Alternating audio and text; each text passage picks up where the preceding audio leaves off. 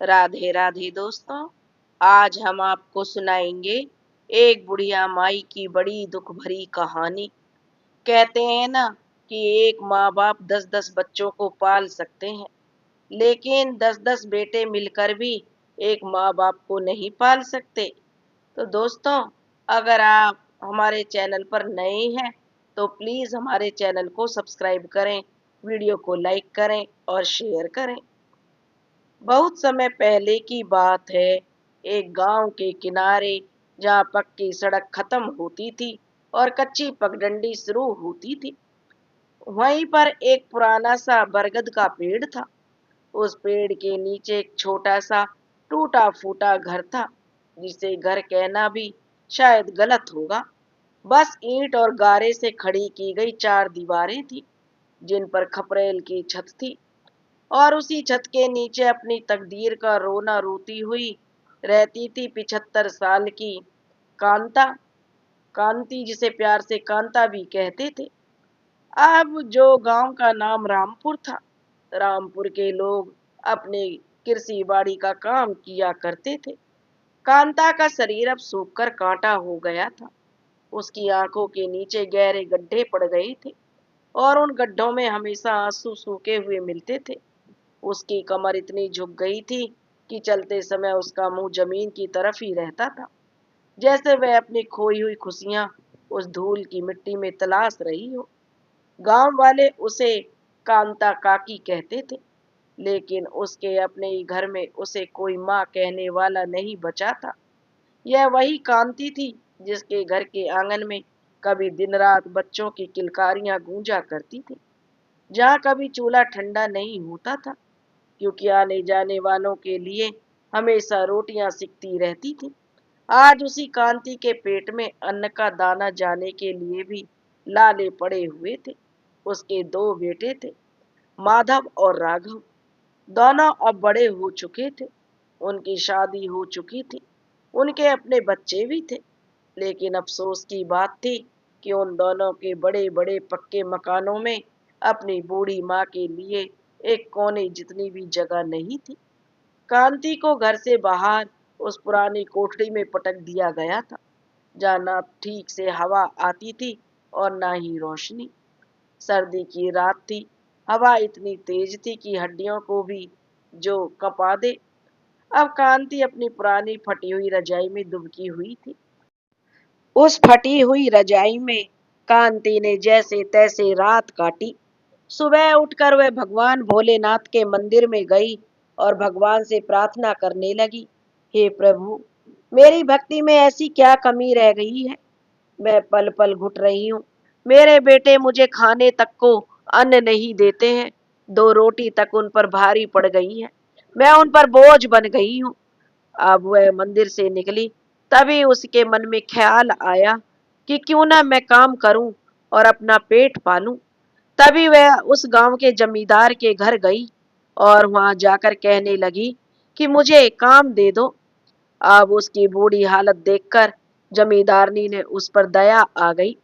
जमींदारनी कहने लगी, आपको दोनों वक्त का खाना यहीं मिल जाया करेगा और कुछ पैसे भी दे दिया करेंगे। यह सुनकर कांता को ऐसे लगा जैसे महादेव ने उसकी सुन ली। उसे काम मिल गया था। वह बहुत खुश थी। उस दिन उसने मन लगाकर गेहूं साफ किया और दोपहर को उसे गरम दाल, चावल और रोटी मिली। ना जाने कितने महीनों के बाद उसने भरपेट गरम खाना खाया था। शाम को जब वह घर लौटी तो उसके हाथ में कुछ पैसे और ठकुराइन की दी हुई एक पुरानी लेकिन साबुत शॉल थी। वह बहुत सकून महसूस कर रही थी। उसे लगा कि अब उसे अपने बेटों के सामने हाथ फैलाने नहीं पड़ेंगे। लेकिन कांता की यह खुशी ज्यादा दिन तक टिकने वाली नहीं थी। उसके बेटों को जब पता चला कि उनकी माँ जमींदार की हवेली में काम कर रही है, तो उन्हें अपनी नाक कटती हुई महसूस हुई। उन्हें माँ की तकलीफ से कोई मतलब नहीं था। उन्हें बस अपनी झूठी शान की फिक्र थी। अब माधव और राघव दोनों गुस्से में तमतमाते हुए कांति के कोठड़ी में आए और माधव ने जोर से चिल्लाते हुए कहा, बुढ़िया, तुझे शर्म नहीं आती? हमारे पास इतना पैसा है, जमीन जायदाद है और तू वहां ठाकुरों के घर में नौकरानी बनकर बैठी है। पूरे गांव में हमारी थू थू हो रही है। लोग कह रहे हैं कि देखो इनके बेटे महलों में रह रहे हैं और माँ दूसरों के घर बर्तन मांज रही है। कांति ने डरते हुए कहा, बेटा मैं बर्तन नहीं मांजती, बस थोड़ा सा अनाज साफ करती हूँ। तुम लोग मुझे खाना तो देते नहीं हो, तो क्या मैं भूखी मर जाऊं? अब जो राघव ने पैर पटकते हुए कहा, तो क्या हम मर गए हैं? अरे दो रोटी ही तो खाती है तू, वह भी नहीं मिल रही क्या तुझे? और अगर काम ही करना है तो घर में अपनी बहुओं का हाथ बटा। और हाँ, कल से तू उस जमींदार की कोठी पर नहीं जाएगी, समझी? बेटों ने उसे काम पर जाने से तो रोक दिया, लेकिन उसके हालात नहीं बदले, बल्कि अब तो बहुओं का अत्याचार और ज्यादा बढ़ गया। वे सोचने लगी, यह बुढ़िया हमारी शिकायत पूरे गांव में करती फिरती है। अब उसे खाना और भी वह देरी से देने लगी। अब घर के सारे काम भी वह करने लगी थी। अपनी कांपती उंगलियों से वह बेचारी मजबूरी में जो साग काटती, कभी दाल बीनती, अगर जरा सी भी गलती हो जाती तो बहुएं उसे ताने मार मार कर अधमरा कर देती। अरे यह भी ठीक से नहीं होता बुढ़िया तुमसे, मुफ्त की रोटियां तोड़ने में तो बहुत आगे हो। छोटी बहू अक्सर बड़बड़ाती रहती। अब कांति बेचारी चुपचाप सब सुनती रहती और अपने आंसू पी जाती। उसका बस एक ही सहारा था, उसके महादेव। वो रोज रात को उनसे बातें करती, कहती, हे भोलेनाथ, तूने मुझे काम दिया था, रास्ता दिखाया था, लेकिन मेरी तकदीर में तो सुख लिखा ही नहीं है। शायद अब तू ही बता मैं क्या करूं। एक दिन की बात है, सावन का महीना था, जोरों की बारिश हो रही थी और कांति की कोठरी की छत टपकने लगी। पानी बूंद बूंद करके सीधा उसके बिछौने पर गिर रहा था। पूरी कोठड़ी में कीचड़ हो गया था। ठंड और सीलन के मारे जो कांति का बुरा हाल था, उसे तेज बुखार हो गया। शरीर तप रहा था। वह खाट पर पड़ी करहा रही थी। प्यास के मारे उसका गला सूखा जा रहा था। उसने आवाज लगाने की कोशिश की, बहू, ओ बहू, थोड़ा पानी दे दो। लेकिन बादलों की गर्जन और बारिश के शोर में उसकी कमजोर आवाज दब गई और शायद सुनकर भी किसी ने अनसुना कर दिया। पूरी रात वह बुखार में तड़पती रही। उसे ऐसा लग रहा था जैसे कि आज उसकी आखिरी रात है। उसे अपने बचपन से लेकर जवानी तक के सारे दृश्य याद आ गए। वह सोच रही थी कैसे उसने अपने बच्चों को पालने के लिए अपनी जवानी की खुशियां कुर्बान कर दी थी।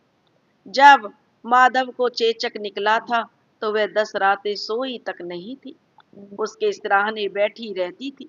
जब राघव को स्कूल भेजना था तो उसने अपने सोने के कंगन बेच दिए थे और आज वही बच्चे अपने पक्के मकानों में चैन की नींद सो रहे हैं और उनकी माँ यहाँ कीचड़ में पड़ी मौत का इंतजार कर रही है।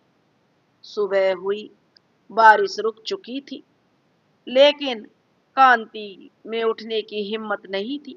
जब वह सुबह के 10 बज गए और कांति बाहर नहीं दिखी तो बड़ी बहू सरिता देखने आई। उसने देखा कि बुढ़िया शायद मर वर गई है। उसने दरवाजे से झांका तो देखा कांति बेसुध पड़ी है। सरिता ने नाक पर पल्लू रखा और माधव को आवाज दी, सुनते हो जी, जरा देखो तो सही माँ जी को क्या हो गया है, उठ ही नहीं रही है। माधव आया और दूर से ही देखकर बोला, अरे कुछ नहीं, नाटक कर रही होगी या हो सकता बुखार हो। तुम एक काम करो, वो जो सरकारी अस्पताल की गोली रखी है दे दो और एक कप चाय दे देना, ठीक हो जाएगी। किसी ने उसके पास जाकर उसका माथा छूने की भी जहमत नहीं उठाई। वे लोग गोली और चाय रखकर चले गए। अब कांति में इतनी भी ताकत नहीं बची थी कि वह बेचारी उठकर गोली खा सके। वह बस लेटी रही और भोलेनाथ की मूरत को अपनी धुंधली आंखों से निहारती रही जो उसने दीवार पर टांग रखी थी। 2 दिन और 2 रातें बीत गईं, लेकिन उस अंधेरी कोठड़ी का दरवाजा किसी ने नहीं खोला। कांति बुखार में जलती रही। कभी होश में आती तो कभी बेहोश हो जाती। उस एक कप ठंडी चाय पर चींटियां लग चुकी थी जो माधव रखकर गया था। प्यास जब बर्दाश्त से बाहर हो गई तो कांति ने अपनी सूखी जीभ को गीला करने के लिए वही किया जो शायद कोई जानवर भी ना करे। छत से टपकता हुआ मटमैला पानी जो जमीन पर एक छोटे से गड्ढे में जमा हो गया था, उसने पेट के बल रेंगते हुए अपनी अंजुली में भरकर उसी पानी को पिया। वह पानी गंदा था, लेकिन उस समय उसके लिए वह अमृत से कम नहीं था। उस गंदे पानी ने उसकी जान बचा ली। उसे महादेव का चमत्कार ही कहेंगे कि इतनी बीमारी, भूख और गंदगी के बीच भी कांति की सांसें चलती रही। शायद यमराज भी अभी उसे ले जाने को तैयार नहीं थे, या शायद उसकी तकदीर में अभी और दुख लिखे थे जिन्हें भोगना बाकी था। तीसरे दिन सुबह उसका बुखार थोड़ा कम हुआ। शरीर में कमजोरी इतनी थी कि खड़ा होना भी मुश्किल था, लेकिन पेट की भूख उसे चैन से लेटने नहीं दे रही थी। उसे समझ आ गया था कि अगर वह इस कोठड़ी में पड़ी रही तो वह भूख और प्यास से तड़प तड़प कर मर जाएगी, और उसके बेटों का उसकी सड़ी हुई लाश मिलने तक भी जो भनक नहीं लगेगी। उसने अपनी पूरी ताकत बटोरी और दीवार का सहारा लिया और कांपते पैरों पर खड़ी हुई। उसका सिर चकरा रहा था, आंखों के आगे अंधेरा छा रहा था, लेकिन जीने की इच्छा अभी भी बाकी थी। उसने अपनी लाठी उठाई और धीरे धीरे कोठड़ी से बाहर निकली। बाहर धूप खिली हुई थी। सूरज की रोशनी जब उसकी आंखों पर पड़ी तो वह चौंधिया गई। उसने देखा कि आंगन में सन्नाटा है। शायद सब लोग अपने अपने काम पर जा चुके थे। बच्चे स्कूल चले गए थे। वह धीरे धीरे एक एक कदम फूंक फूंक कर रखती हुई घर के बाहर निकल गई। उसका लक्ष्य वही शिव मंदिर था। उसे लगा कि इंसान भले ही साथ छोड़ दे, लेकिन उसके भोलेनाथ उसे भूखा नहीं मरने देंगे। रास्ते में गांव के लोग उसे देख रहे थे। उसकी हालत किसी जिंदा लाश से कम नहीं थी। बाल बिखरे हुए, कपड़े मैले और कीचड़ से सने हुए, चेहरा पीला और गाल पिचके हुए। जो भी उसे देखता अफसोस से सिर हिलाता और आगे बढ़ जाता।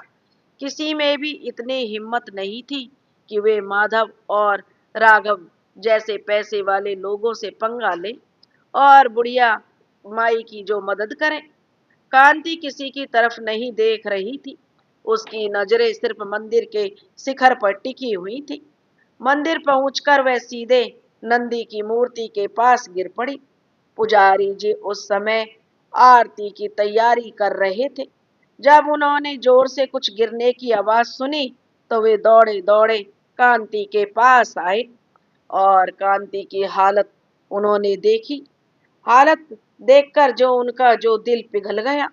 उन्होंने देखा कि बेचारी कितनी बीमार है।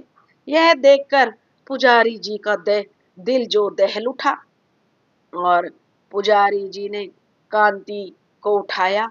पुजारी जी बहुत ही जो दयालु थे। अब जो उन्होंने तुरंत अपनी पत्नी को आवाज दी। पुजारी जी की पत्नी का नाम जो शकुंतला था, वह भी बहुत दयालु थी। वह दौड़कर आई और कांता को उठाया। उसने कांति के मुंह पर पानी के छींटे मारे, उसे थोड़ा मीठा दूध पिलाया। दूध के कुछ घूंट गले से नीचे उतरते ही कांति की जान में जान आई। उसने आंखें खोली और सामने पुजारी जी को देखकर हाथ जोड़ दिए।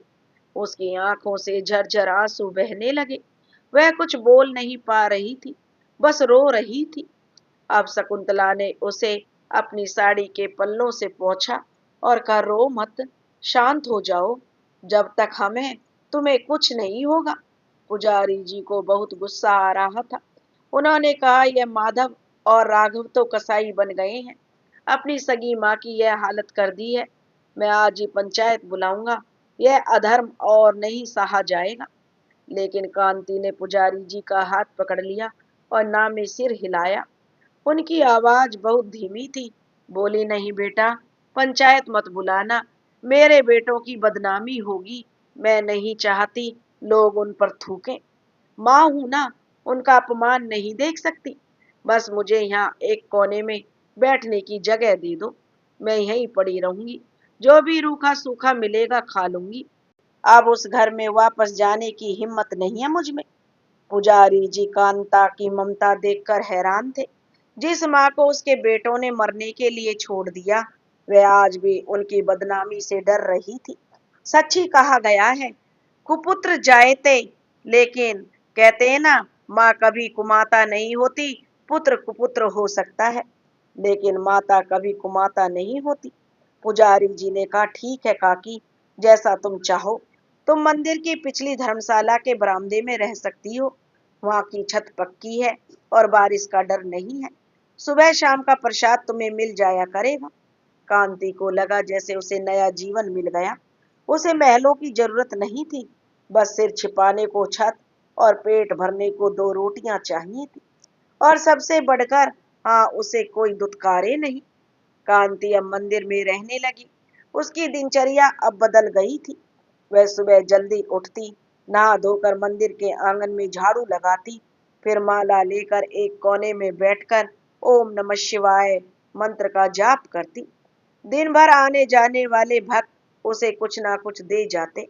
कोई फल दे जाता, कोई बिस्किट, तो कोई 5-10 रुपए उसके हाथ पर रख देता।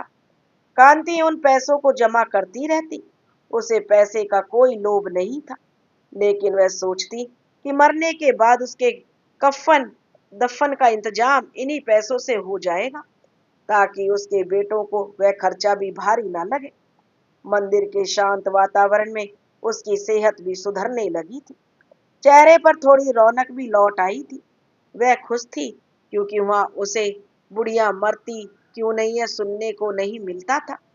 यहाँ लोग उसे काकी या माताजी कहकर बुलाते थे और पैर छूते थे। उसे लगने लगा था कि भोलेनाथ ने उसके साथ न्याय कर दिया है, बेटों से दूर करके उसे अपनी शरण में ले लिया है। लेकिन न्यायति को शायद यह शांति भी मंजूर नहीं थी। गांव छोटा था और बातें हवा की तरह फैलती थी। यह खबर उठते उठते जो माधव और राघव के कानों तक जा पहुंची। उनकी माँ मंदिर में रहती है और वहां आने जाने वालों से भीख लेती है। गांव के लोग अब दबी जुबान में बातें बनाने लगे थे। अरे देखो, जिनके बेटे 2 मंजिला मकान में रहते हैं, उनकी माँ मंदिर में टुकड़ों पर पल रही है। कैसा कलयुग आ गया भाई, ऐसे बेटों को तो कीड़े पड़ेंगे। यह ताने जब बेटों ने सुने तो उनका खून खोल उठा। उन्हें माँ पर तरस नहीं आया, बल्कि गुस्सा आया कि फिर उनकी माँ ने उनकी नाक कटवा दी। एक शाम जब कांति मंदिर के चबूतरे पर बैठकर माला जप रही थी, अचानक एक जीप वहां आकर रुकी। जीप में से माधव और राघव निकले। उनके चेहरे गुस्से से लाल थे। वे तेज कदमों से चलते हुए जो कांति के पास आए। माधव ने आप देखा न ताब, और जो कांति के हाथ से माला छीनकर दूर फेंक दी और उसका हाथ पकड़कर जोर से खींचा। चल घर, बहुत नाटक हो गया बुढ़िया तेरा। अब जो माधव गुर्राया। अब कांति घबरा गई। उसने हाथ छुड़ाने की कोशिश की कि बेटा, मुझे मत ले जा, मैं वहां नहीं रह सकती, मैं यहाँ खुश हूँ। अब राघव ने दांत पीसते हुए कहा, खुश है या हमारी इज्जत का तमाशा बनाकर खुश है? पूरा गांव हम पर हंस रहा है, हम तुझे पाल नहीं सकते। तूने हमें बुढ़िया कहीं भी मुंह दिखाने लायक नहीं छोड़ा। चुपचाप चल, वरना घसीटते हुए ले जाएंगे। अब कांति गिड़गिड़ाती रही, बेटा मैं किसी से कुछ नहीं कहती, मैं तो बस यहाँ राम नाम जपती हूँ, मुझे छोड़ दो। वहां खड़े कुछ लोगों के बीच बिचाव करने की कोशिश की। वहां के जो लोग खड़े तमाशा देख रहे थे, उनमें से कुछ लोग आए, उनका बीच बचाव करने लगे। लेकिन राघव ने उन्हें भी धमका दिया, यह हमारा घर का मामला है, कोई बीच में टांग ना अड़ाए। बुढ़िया माई और कमजोर जो वो थी शकुंतला, दो जवान मर्दों का मुकाबला कैसे करती। उसने जबरदस्ती जीप में बिठाकर वापस वो कांति को फिर उसी नरक में ले आए। घर लाकर उन्होंने कांति को उस उसी टूटी कोठड़ी में धकेल दिया और बाहर से सांकल चढ़ा दी। अब जो माधव ने चिल्लाकर कहा, अगर अब तूने इस कोठड़ी से बाहर कदम भी रखा तो तेरी टांगे तोड़ दूंगा। खाना तुझे यहीं मिलेगा और यहीं पड़े पड़े सड़ना। बाहर जाकर गांव वालों के सामने हमारी बुराई करने का बहुत शौक है ना तुझे।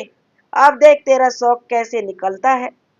कांति दरवाजे को पीटती रही, रोती रही, लेकिन दरवाजा नहीं खुला। उसे फिर से कैद कर दिया गया था। अब उसकी हालत पहले से भी बदतर हो गई थी। पहले वह कम से कम बाहर निकल सकती थी, धूप देख सकती थी, लेकिन अब वह पूरी तरह एक कैदी थी। अंधेरी कोठड़ी, सड़ी हुई हवा और गहरा सन्नाटा। उसे दिन और रात का पता भी रोशनदान से आने वाली हल्की रोशनी से चलता था। बहुएं अब उसे खाना देने में और भी लापरवाही बरतने लगी। कभी एक वक्त खाना मिलता तो कभी वह भूल जाते। कांति का शरीर फिर से सूखने लगा। वह बस लेटे लेटे छत की लकड़ियों को गिनती रहती थी और महादेव से अपनी मौत की दुआ मांगती। महीनों बीतते गए। कांति अब हड्डियों का ढांचा मात्र रह गई थी। लेकिन इस घोर अंधेरे में भी आशा की एक छोटी सी किरण फूटी। माधव का सबसे छोटा बेटा, यानी कांति का पोता, जिसका नाम भोला था, वह करीब 10 साल का था। भोला अपने माता पिता और चाचा चाची के व्यवहार को देखता था, लेकिन डर के मारे कुछ बोल नहीं पाता था। लेकिन उसका माँ बालमन अपनी दादी की दुर्दशा देखकर रोता था। उसे याद था कैसे बचपन में दादी उसे कहानियां सुनाती थी और अपनी गोद में सुलाती थी। एक दिन जब घर में सब दोपहर की नींद ले रहे थे, भोला दबे पांव पिछवाड़े गया। उसने कोठड़ी के उस छोटे से रोशनदान के पास जाकर धीरे से आवाज दी, दादी, ओ दादी। अंदर से कोई जवाब नहीं आया। भोला घबरा गया। उसने फिर पुकारा। तभी अंदर से हल्की सी खांसने की आवाज आई। भोला ने जल्दी से अपनी जेब से बिस्किट का एक पैकेट निकाला, जो उसने अपने स्कूल के पैसों से बचाया था, और रोशनदान की जाली से अंदर गिरा दिया।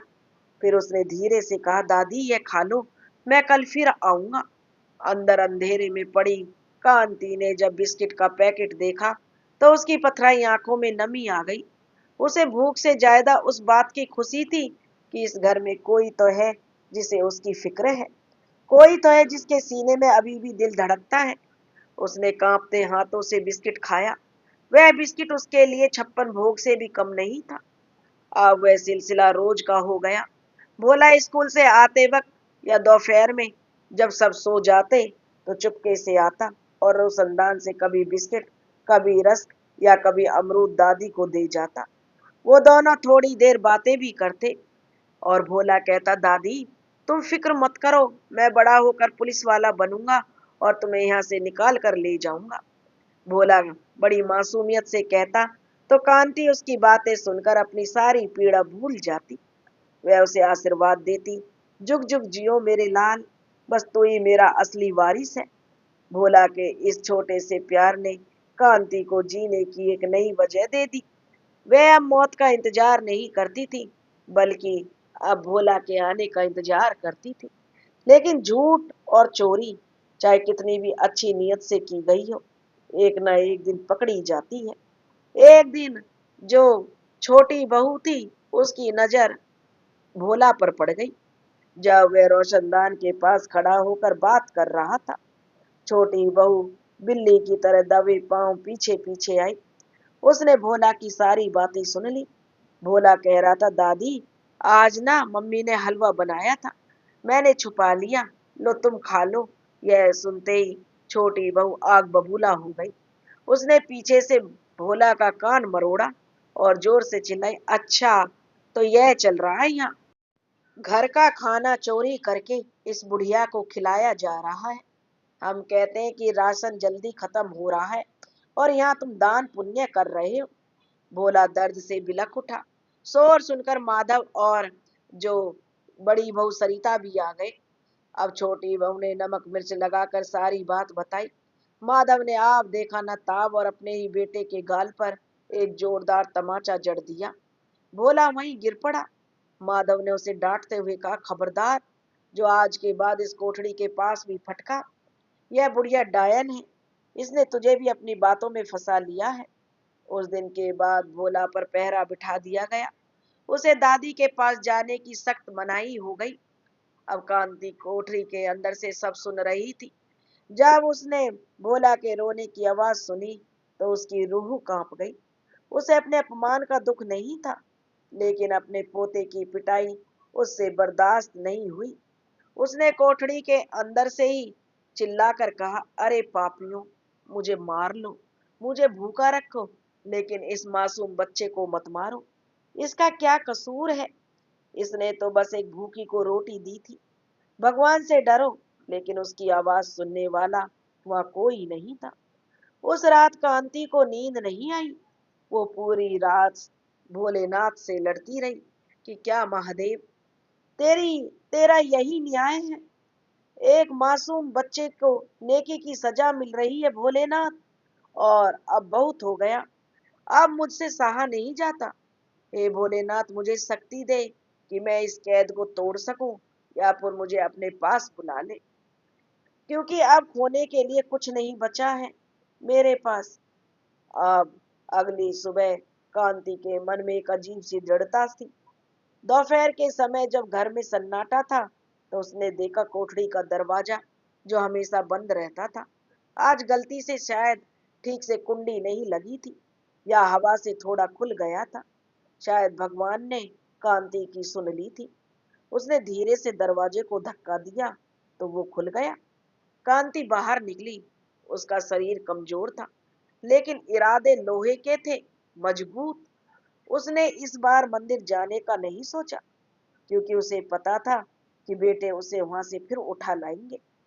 अब कांति ने सोचा कि वह अब इस गांव से दूर, कहीं दूर चली जाएगी, कहीं बहुत दूर, जहां उसके बेटों का साया भी उस पर ना पड़े। अब वो घर के पिछवाड़े से होते हुए खेतों की तरफ निकल गई। गन्ने के ऊंचे ऊंचे खेतों के बीच से होकर वह पगडंडी पर चल रही थी। उसे नहीं पता था कि वह कहाँ जा रही है। बस पैर जिस दिशा में ले जा रही थी, वह बढ़ती जा रही थी। चलते चलते शाम हो गई। वह गांव की सीमा पार कर चुकी थी। सामने एक पक्की सड़क थी, जिस पर तेज रफ्तार गाड़ियां दौड़ रही थी। कांति थक कर एक पेड़ के नीचे बैठ गई। भूख और प्यास से उसका गला सूख रहा था। तभी एक ट्रक वहां आकर रुका। ट्रक वाले ने देखा एक बूढ़ी औरत वहां बैठी है। वह नीचे उतरा और पानी की बोतल लेकर आया। उसने पूछा, माँ जी, कहाँ जाना है? क्या रास्ता भटक गई हो? कांति ने पानी पिया और अपनी डबडबाई आंखों से उसे देखा। उसने कहा, बेटा, मेरा कोई ठिकाना नहीं है। जहां भी ले चलो, बस इस जगह से दूर ले चलो। ट्रक वाला एक भला इंसान था। उसे समझ आ गया कि बुढ़िया जरूर किसी मुसीबत की मारी है। उसने कहा, माँ जी, मैं शहर जा रहा हूँ। वहाँ एक बड़ा अनाथालय और वृद्धाश्रम है, जहाँ मैं अक्सर सामान पहुँचाता हूँ। वहाँ लोग बहुत अच्छे हैं, और अगर आप कहो तो मैं आपको वहाँ छोड़ दूँ। वृद्धाश्रम? यह शब्द सुनकर कांति का दिल एक पल के लिए सिहर उठा।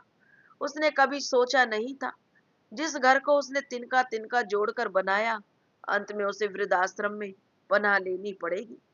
लेकिन फिर उसे अपने बेटों का चेहरा और वह अंधेरी कोठड़ी याद आ गई।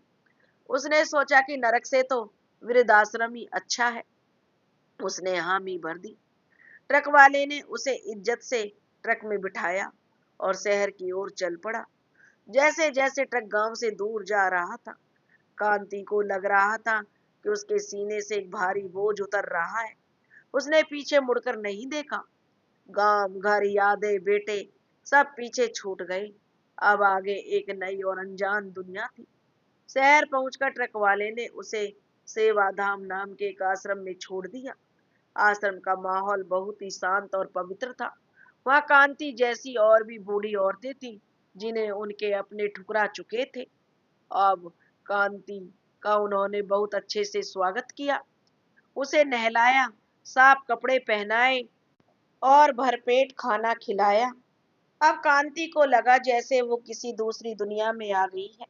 यहाँ सब एक दूसरे से जो एक दूसरे को समझते थे, एक दूसरे का सहारा बनते थे। रात को जब वह साफ सुथरे बिस्तर पर लेटी, तो उसे सालों बाद चैन की नींद आई। उसे लगा शायद भोलेनाथ का न्याय यही था, उसे उन कसाई बेटों से आजाद कराना। लेकिन उसे नहीं पता था कि कहानी अभी यहीं खत्म नहीं हुई है। भोलेनाथ का असली न्याय तो अभी बाकी था। जो बुढ़िया माई के बेटे थे उनको उनकी पापों की सजा देने का समय आ रहा था। इधर गांव में अगली सुबह जब राघव और माधव के घर का दरवाजा खुला तो एक अजीब सी शांति थी। दोपहर तक सब किसी ने जब कांति को नहीं देखा तो छोटी बहू यह देखने गई कि बुढ़िया जिंदा है या मर गई, ताकि अगर मर गई हो तो अंतिम संस्कार का नाटक निपटाया जाए। लेकिन जब उसने कोठड़ी का दरवाजा खुला देखा और अंदर झांका तो कोठड़ी खाली थी और छोटी बहू ने दौड़कर सबको बताया।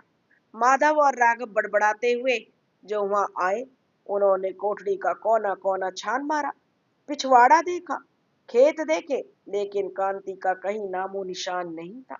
एक पल के लिए दोनों भाइयों के चेहरे पर डर आया कि कहीं माँ ने गांव वालों के सामने जाकर पोल ना खोल दी हो।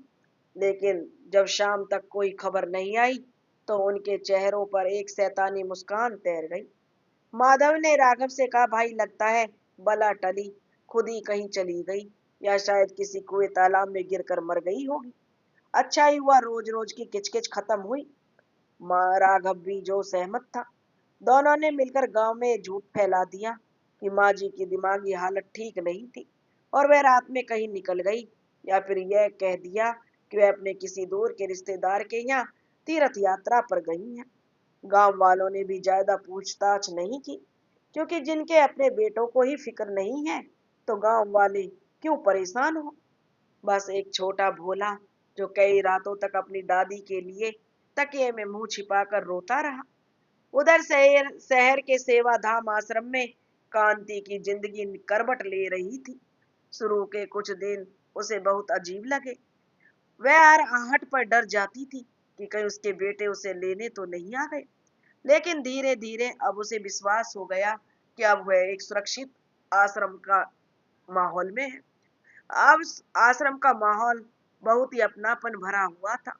वहां रहने वाली दूसरी औरतें अब उसकी सहेलियां बन गई थी। कोई अपने बेटे द्वारा ठुकराई गई थी, कोई अपनी बहू के तानों से तंग आकर वहां आई थी। सबके दुख एक जैसे थे, इसलिए सब एक दूसरे का दर्द समझते थे। कांति अब खाली नहीं बैठती थी। उसका शरीर भले ही कमजोर था, लेकिन मन बहुत मजबूत हो गया था। वह सुबह उठकर आश्रम के बगीचे में पौधों को पानी देती। उसे पौधों में नए पत्ते आते देखकर बहुत खुशी मिलती थी, जैसे उसकी अपनी जिंदगी में नई कोपलें फूट रही हो। दोपहर में वो और बाकी की महिलाएं मिलकर रुई की बत्तियां बनाती, पापड़ बड़ियां बनाती, जिन्हें देखकर आश्रम का कुछ खर्च निकलता था। उनको बेच दिया जाता था और आश्रम का खर्चे में आसानी होती थी। अब कांति को लगता कि वह किसी पर बोझ नहीं है, वह अपनी मेहनत की रोटी खा रही है। शाम को जब भजन कीर्तन होता तो कांति की आवाज सबसे तेज होती। वह भोलेनाथ को धन्यवाद देती कि उन्होंने उसे नरक से निकालकर इस स्वर्ग में पहुंचा दिया है। उसका स्वास्थ्य अब पहले से बहुत बेहतर हो गया था। गालों के खड्डे भरने लगे थे। आंखों की वह डरी हुई वीरानी अब एक शांत चमक में बदल गई थी। लेकिन कहते हैं ना कि भगवान के घर देर है, अंधेर नहीं। जैसी करनी वैसी भरनी। अब कांति तो अपनी नई दुनिया में रम गई थी, लेकिन गांव में उसके बेटों के सिर पर पाप का घड़ा अब फूटने वाला था। अब कांति के जाने के 6 महीने बाद की बात है। माधव और राघव को लगा कि माँ के जाने के बाद उनके घर में खुशियां बरसेंगी, खर्चा बचेगा और वे चैन से रहेंगे। लेकिन हुआ बिल्कुल उसके विपरीत। जिस दिन से कांति घर से गई थी, उस घर से जैसे बरकत भी चली गई थी। पहले दोनों भाइयों में बहुत प्रेम था, लेकिन अब छोटी छोटी बातों पर झगड़ने लगे थे। शुरुआत में जमीन के एक छोटे से टुकड़े को लेकर हुई जो उनमें बहस, और माधव चाहता था कि सड़क के किनारे वाली जमीन उसे मिले और राघव का कहना था कि वह जमीन उसकी है।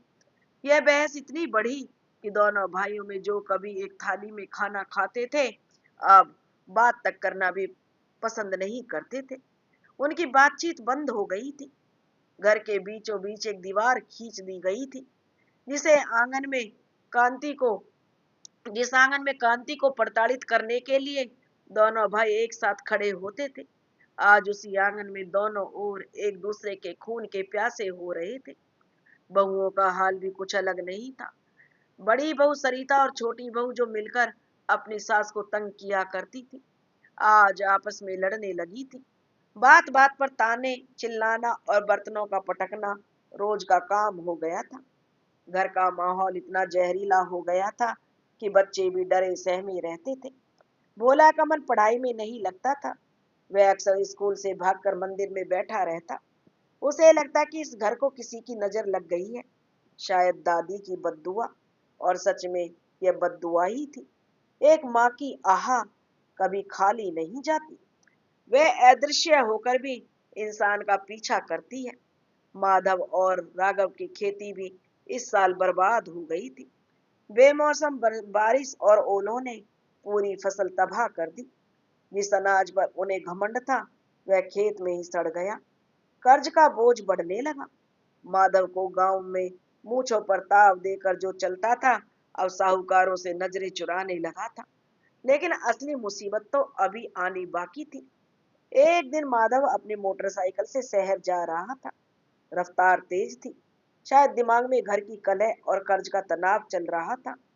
एक तीखे मोड़ पर सामने से आते ट्रक से बचने के चक्कर में उसकी मोटरसाइकिल फिसल गई और माधव कई फीट हवा में उछला और सड़क किनारे तक एक पत्थर पर जा गिरा। उसकी चीख निकल गई। उसकी रीढ़ की हड्डी में गंभीर चोट आई थी। गांव वालों ने उसे उठाकर अस्पताल पहुंचाया। डॉक्टरों ने कहा जान तो बच गई है, लेकिन कमर के नीचे का हिस्सा लकवाग्रस्त हो गया है। माधव अब कभी अपने पैरों पर खड़ा नहीं हो पाएगा। जब यह खबर घर पहुंची तो कोहराम मच गया। माधव को अस्पताल से घर लाया गया। वही माधव जो अपनी माँ को लाठी टेक कर चलने पर ताने मारता था, आज खुद बिस्तर पर लाचार पड़ा था। उसे करवट बदलने के लिए भी दूसरों का सहारा चाहिए था। शुरुआत के कुछ दिन तो पत्नी ने सेवा की, लेकिन धीरे धीरे उसका असली रंग सामने आने लगा। एक लकवाग्रस्त पति की सेवा करना अब उसे बोझ लगने लगा। माधव प्यास लगने पर पानी मांगता तो सरिता उसकी पत्नी अनसुना कर देती। वह घंटों उसी बिस्तर पर पड़ा रहता। कभी कभी तो मलमूत्र भी बिस्तर पर ही निकल जाता था और कोई साफ करने वाला भी नहीं होता। बदबू के मारे कमरे में खड़ा होना मुश्किल हो जाता। सरिता आती और नाक सिकोड़कर उसे कोसती। पूरा घर गंदा कर रखा है। मेरी तो किस्मत ही फूट गई जो तुम जैसे अपाहिज के पल्ले पड़ी। दिन भर पड़े पड़े हुक्म चलाते रहते हो। माधव की आंखों में आंसू बहने लगते। उसे अपनी माँ याद आती। उसे याद आता कैसे जब वह बचपन में बीमार होता था तो उसकी माँ रातों को जागकर उसके गंदे कपड़े साफ करती थी, कभी उफ तक नहीं करती थी। और आज उसकी अपनी पत्नी उसे जानवर से भी ज्यादा बदतर समझ रही है। अब जो उधर माधव की हालत भी कुछ अच्छी नहीं थी। अब माधव के एक्सीडेंट के बाद सारी जिम्मेदारी और कर्ज का बोझ राघव पर आ गया। वह तनाव को झेल नहीं पा रहा था और उसने शराब का सहारा ले लिया। वह रोज रात को शराब पीकर आता और घर में कलेश करता। अब छोटी बहू के साथ मारपीट करता। एक दिन नशे की हालत में उसका भी झगड़ा गांव के कुछ गुंडों से हो गया। उन लोगों ने जो राघव को इतना मारा कि उसका एक हाथ और एक पैर टूट गया। अब दोनों भाई अपाहिज होकर अपने अपने कमरों में पड़े थे। जो घर कभी घमंड से सिर उठाए खड़ा था, अब वहां सिर्फ करहाने की आवाजें आती थी। गांव वाले बातें करते, भाई इसे कहते हैं भोलेनाथ का न्याय, जैसी करनी वैसी भरनी। अपनी माँ को घर से निकालकर इन्होंने सोचा था सुखी रहेंगे, लेकिन भगवान ने इनको इनकी औकात दिखा दी। पुजारी जी ने भी जब यह सुना तो उन्होंने बस इतना ही कहा, माँ बाप के आंसुओं में वह आग होती है जो बड़े बड़े साम्राज्यों को जलाकर राख कर देती है। यह तो बस शुरुआत है। उधर सेवाधाम आश्रम में धीरे धीरे एक साल बीत चुका था। कांति अब आश्रम की नानी बन चुकी थी। एक दिन आश्रम में एक बड़ा सत्संग रखा गया था। शहर के कई बड़े लोग और अन्नदाता वहां आए थे। संयोग से उसी शहर के अस्पताल का एक बड़ा डॉक्टर भी वहां आया था, जिसका नाम डॉक्टर मेहरा था। डॉक्टर मेहरा ने जब कांति को देखा तो उन्हें कुछ जाना पहचाना लगा। वह कांति के पास गए और बोले, माँ जी, मैंने आपको कहीं देखा है। कांति ने बड़ी विनम्रता से हाथ जोड़कर कहा, बेटा, मैं तो एक मामूली अनपढ़ औरत हूँ। तुम इतने बड़े डॉक्टर, तुमने मुझे कहाँ देखा होगा। बातों बातों में पता चला कि डॉक्टर मेहरा वही थे जिन्होंने बरसों पहले कांति के पति का इलाज किया था, और वह उनके परिवार को जानते थे। डॉक्टर मेहरा को जब पता चला कि कांति के बेटे इतने अमीर होकर भी उसे यहाँ छोड़ गए, तो उन्हें गहरा धक्का लगा।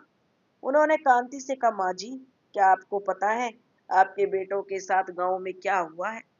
कांति का दिल जोर से धड़का। माँ का दिल चाहे कितना भी दुखी हो, अपनी औलाद के लिए बुरा नहीं सोच सकता। उसने घबरा कर पूछा, क्या हुआ मेरे बच्चों को, सब ठीक तो है ना। डॉक्टर मेहरा ने उसे बताया कि कैसे माधव लकवाग्रस्त और राघव शराब के नशे में बर्बाद हो चुका है।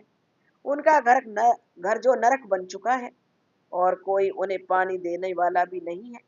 यह सुनकर कांति के हाथ से पानी का गिलास छूट गया। उसकी आंखों में आंसू आ गए। वहां खड़ी दूसरी औरतों ने कहा, कांति दीदी, क्यों रोती हो। यह तो उनके कर्मों की सजा है। उन्होंने तुम्हारे साथ जो किया, यह उसी का फल है। उन्हें भोगने दो। लेकिन कांति ने अपना पल्लू उठाया और आंसू पहुंचे। उसकी आवाज में एक अजीब सा दर्द और दृढ़ता थी। वह बोली, कर्म उनके चाहे जैसे भी हों, पर कोख तो मेरी ही थी ना। मैंने उन्हें उंगली पकड़कर चलना सिखाया था। आज वे गिर पड़े हैं, तो मैं उनसे मुंह कैसे फेर लूं।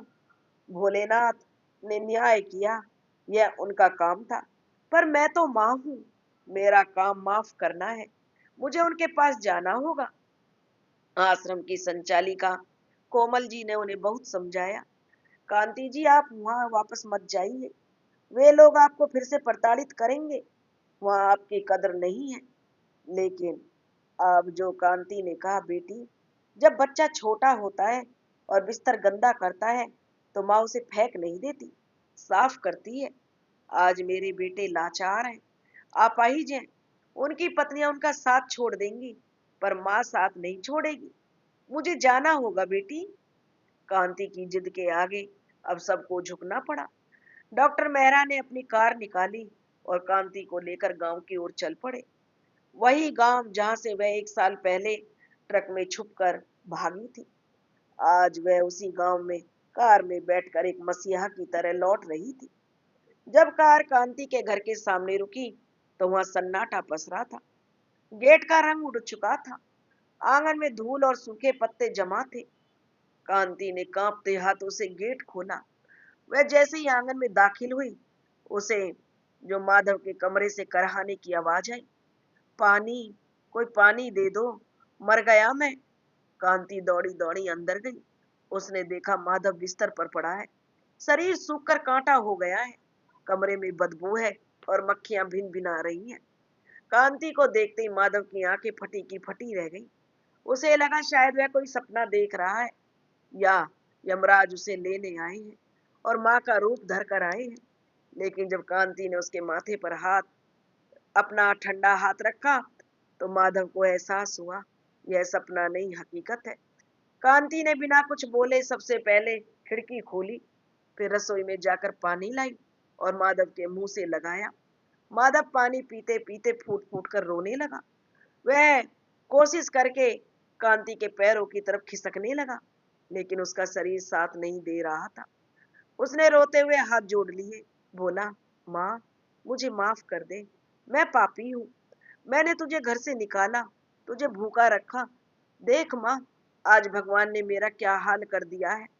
मेरी बीवी, मेरे बच्चे, कोई मेरे पास नहीं आता। मुझे अपने किए की सजा मिल गई। माँ, तू क्यों आई है। तू तो चली गई थी ना, मुझे मरने देती। कांति ने उसे गले लगा लिया और उसके आंसू पोंछे और बोली, चुप कर पगले। तू बेटा होकर माँ को छोड़ सकता है, पर माँ होकर मैं तुझे कैसे छोड़ देती। मैं आ गई हूं ना, अब सब ठीक हो जाएगा। तभी दूसरे कमरे से राघव के खांसने की आवाज आई। वह भी टूटे हाथ और पैर के साथ पड़ा था। जब उसने माँ की आवाज सुनी, तो उसे विश्वास नहीं हुआ। कांति उसके पास गई। राघव ने तो माँ को देखते ही शर्म से अपनी आंखें झुका ली।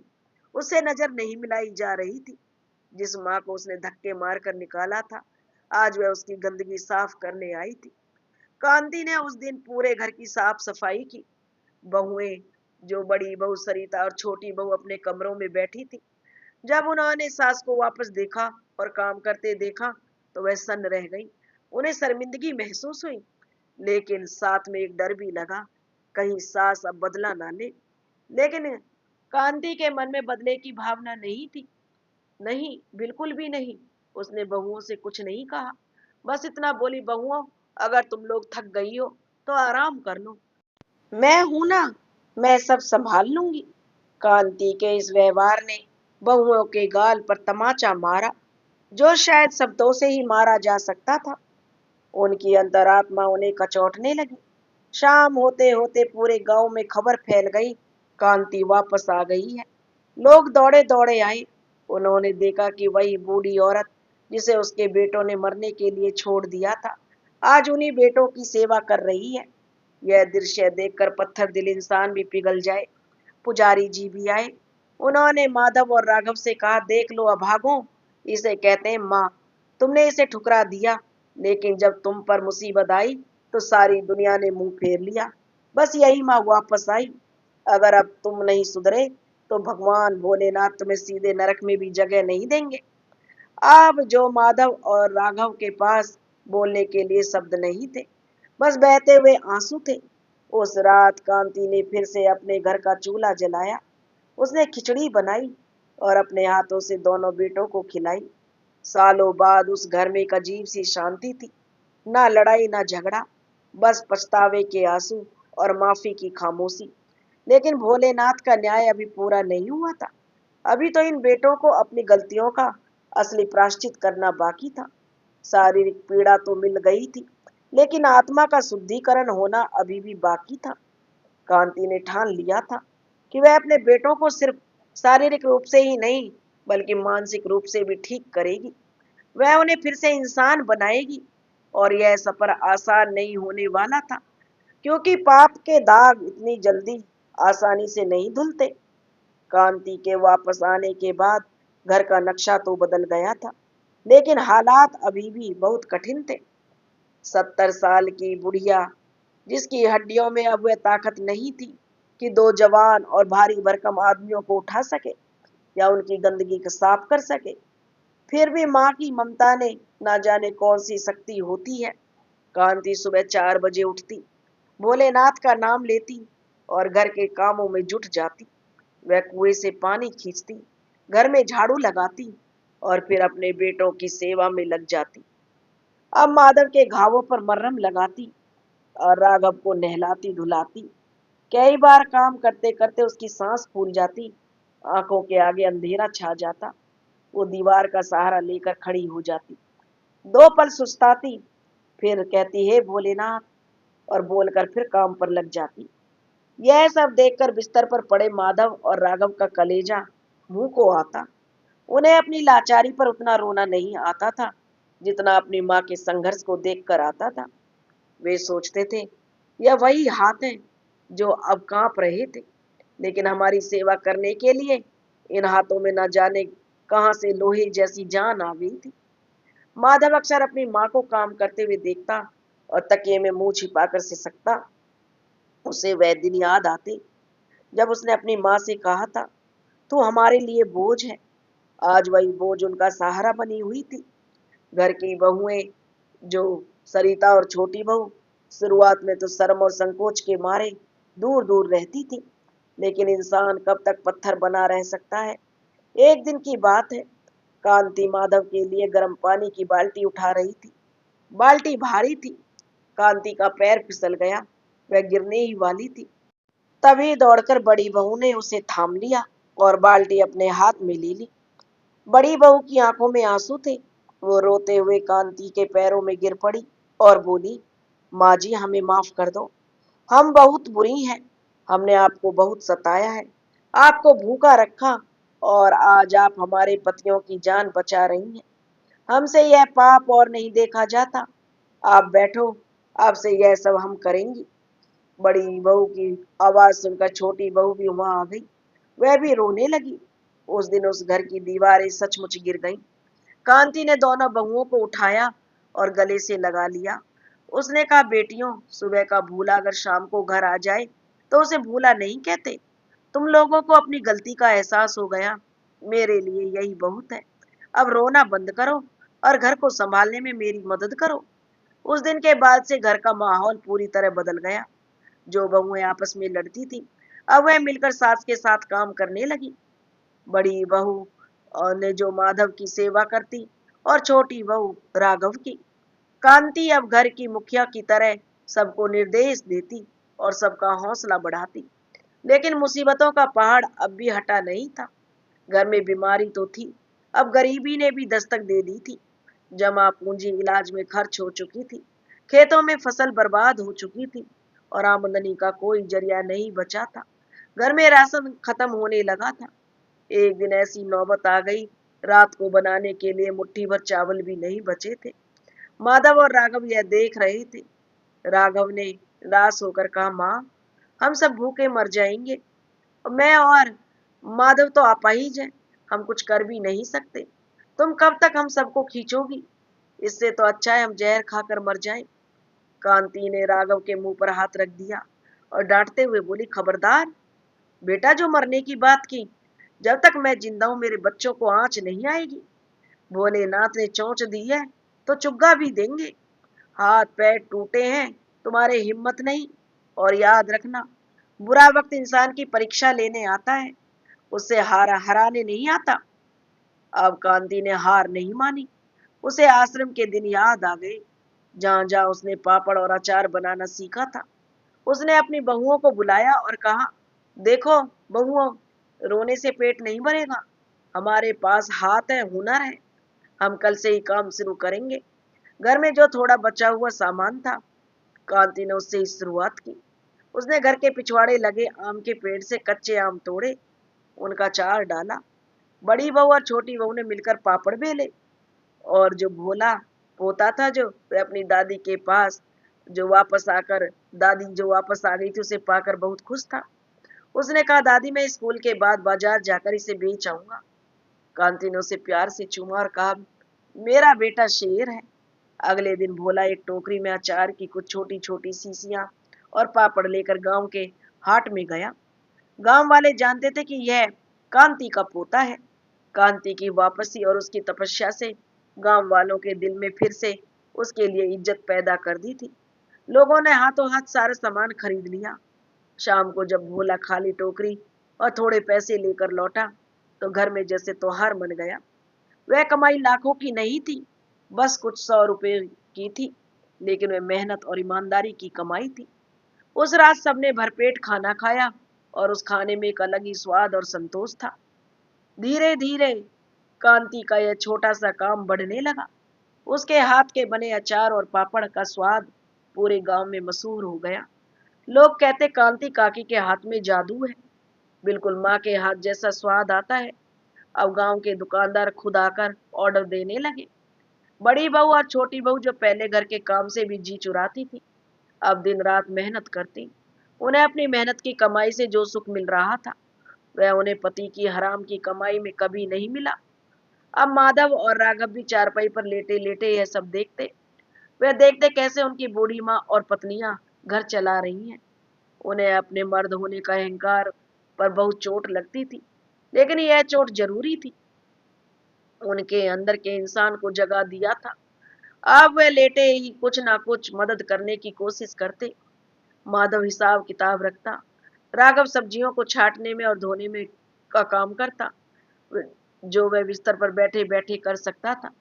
परिवार अब एक हो गया था और दुख ने उन्हें वह सिखा दिया जो सुख कभी नहीं सिखा पाया था। एकता की ताकत। समय बीतता गया। 1 साल और निकल गया। घर घर की जो आर्थिक स्थिति थी अब सुधरने लगी। कर्ज भी धीरे धीरे उतर रहा था। लेकिन कांति की अब एक ही इच्छा थी, उसके बेटे फिर से अपने पैरों पर खड़े हो जाएं। वह रोज भोलेनाथ के मंदिर जाती और प्रार्थना करती, हे प्रभु, तूने उन्हें सजा दी है, उन्होंने भोग ली, उनका घमंड टूट गया, उनकी आत्मा शुद्ध हो गई है, अब उन्हें माफ कर दे। मैं अपनी लाठी छोड़ने को तैयार हूँ। बस मेरे बेटों को उनकी लाठी वापस दे दे। शायद एक माँ की प्रार्थना में इतनी शक्ति थी कि वे आसमान को भी हिला सकती थी। एक दिन गांव में एक वैद्य जी आए, जो नाड़ी देखने और जड़ी बूटियों से इलाज करने में माहिर थे। कांति उन्हें अपने घर ले आई। वैद्य जी ने माधव और राघव की जांच की। उन्होंने कहा, हड्डियां तो जुड़ गई हैं, लेकिन नसों में जान नहीं है, क्योंकि उन्होंने हिम्मत छोड़ दी है। दवा मैं दूंगा, लेकिन मालिश और कसरत रोज करनी पड़ेगी। दर्द होगा, चीख निकलेंगी, लेकिन अगर सहन कर लिया तो शायद भोलेनाथ की कृपा से यह दोबारा चल पाएंगे। अब शुरू हुआ एक नया संघर्ष। कांति और बहुओं ने कमर कस ली। वैद्य जी का दिया हुआ तेल दिन में 3 बार मला जाता था। अब कांति राघव की सुन्न पैरों की मालिश करती और अपनी पूरी जान लगा देती। माधव दर्द से कराहता, मां रहने दे, बहुत दर्द हो रहा है, मुझसे अब नहीं होगा। लेकिन कांति कहती, बर्दाश्त कर ले बेटा, यह दर्द ही तुझे ठीक करेगा। बचपन में जब तुझे चलना सिखाती थी, तब भी तू गिरता था, रोता था, लेकिन मैंने तुझे गोद में नहीं उठाया, तुझे खड़ा किया। आज भी तुझे खड़ा करूंगी। यह तपस्या महीनों चलती रही। कांति के हाथ सूज जाते, बहुओं की कमर दुखने लगती, लेकिन किसी ने हार नहीं मानी। कांति रोज उन्हें हिम्मत देती, हिम्मत मत हारना, बस एक कोशिश और फिर वह चमत्कारी दिन आया। सुबह का समय था। कांति तुलसी में जल चढ़ा रही थी। तभी उसे पीछे से आवाज आई, माँ। कांति ने मुड़कर देखा तो जो माधव पिछले 2 सालों से बिस्तर से नहीं उतरा था, वो दीवार के सहारे कांपते पैरों पर खड़ा था। पसीने से लथपथ, दर्द से चेहरा लाल, लेकिन वो खड़ा था। कांति के हाथ से लोटा गिर गया। वो दौड़कर आई, जितना तेज वह दौड़कर आ सकती थी। अपने बेटे के पास आई। माधव ने एक कदम बढ़ाया और लड़खड़ाया और माँ के कदमों में गिर पड़ा। उसने माँ के पैर पकड़ लिए और बच्चों की तरह रोने लगा। माँ देख, मैं खड़ा हो गया हूँ, तेरी तपस्या सफल हो गई माँ। घर के सारे लोग जमा हो गए। अब जो राघव भी अपनी बैसाखी के सहारे घिसटते हुए आया। सबकी आंखों में खुशी के आंसू थे। उस दिन उस घर में दिवाली से भी बड़ी खुशियां मनाई गई। गांव वाले भी यह चमत्कार देखने आए। सबने माना यह सिर्फ दवा का असर नहीं था, यह एक माँ के सतीत्व और भोलेनाथ का आशीर्वाद का फल था। माधव के पैरों में जान आने के बाद घर में एक नई ऊर्जा आ गई थी। हालांकि वह अभी पूरी तरह ठीक नहीं था, उसे चलने के लिए सहारे की जरूरत थी, लेकिन अब वह लाचार नहीं था। उसने धीरे धीरे घर के छोटे मोटे काम और अचार के व्यापार में मदद करना शुरू कर दिया। अब राघव भी बैसाखी के सहारे चलने लगा था और उसने शराब को हाथ लगाना तो दूर, उसकी तरफ देखना भी छोड़ दिया था। दोनों भाइयों ने कसम खाई, जिस माँ ने उन्हें 2 बार जीवन दिया है, एक बार जन्म देकर और दूसरी बार अपने कर्मों से बचाकर, अब वह उस माँ की आंखों में कभी आंसू नहीं आने देंगे। उन्होंने घर के आंगन में एक छोटा सा मंदिर बनवाया और उसमें भोलेनाथ की स्थापना की। अब घर की शुरुआत महादेव की पूजा और माँ के चरण स्पर्श से होती। लेकिन कांति अब बहुत थक चुकी थी। उसका शरीर जितने इतने सालों तक तूफानों का सामना किया, अब जवाब दे रहा था। उसे अक्सर खांसी आती और सीने में दर्द रहता, लेकिन वह किसी को बताती नहीं थी। उसे लगता, अब जब घर ठीक हो गया है, बच्चे सुधर गए हैं, उसकी जिम्मेदारी पूरी हो गई है। एक दिन शाम को जब पूरा परिवार आंगन में बैठकर बातें कर रहा था, कांति अपनी चारपाई पर लेटी हुई थी। वह बहुत कमजोर लग रही थी। माधव उसके पास बैठा उसके पैर दबा रहा था। कांति ने माधव के सिर पर हाथ फेरा और बोली, बेटा, अब मुझे नींद आ रही है, मुझे लगता है भोलेनाथ मुझे बुला रहे हैं।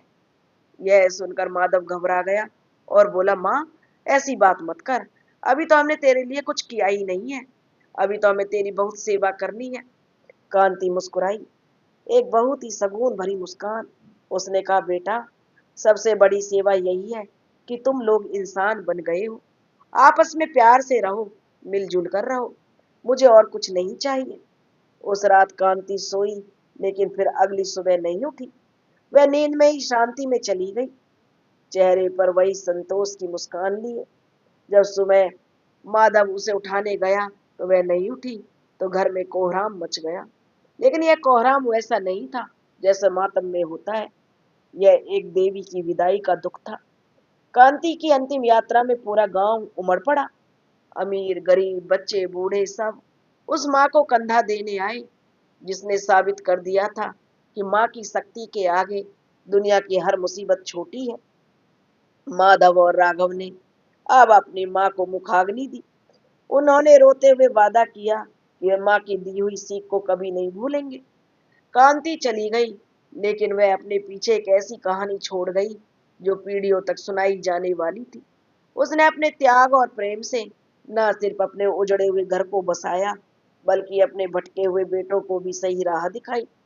गांव में उस पुराने पीपल के पेड़ के नीचे अब कोई टूटी कोठड़ी नहीं थी, बल्कि वहां कांति की याद में एक प्याऊ बनाया गया था, जहां से गुजरने वाला हर प्यासा पानी पीता और दुआ देता। लोग कहते यह पानी नहीं, उस बूढ़ी माँ का आशीर्वाद है। भोलेनाथ का न्याय यही था, पाप का नाश और पापी का सुधार। कांति की तकदीर में भले ही जो दुख लिखे थे, लेकिन उसने अपने कर्मों से उस तकदीर को बदल दिया था और इतिहास बन गई थी। दोस्तों, कांति तो चली गई, लेकिन एक बात साबित कर गई कि औलाद चाहे कितनी भी नालायक क्यों ना हो, माँ का आंचल कभी छोटा नहीं पड़ता। अगर आज इस कहानी से आपकी आंखों में भी नमी आ गई हो, तो दोस्तों, अगर आपको यह कहानी भी पसंद आई हो, तो प्लीज हमारे चैनल को सब्सक्राइब करें, वीडियो को लाइक करें और शेयर करें। राधे राधे।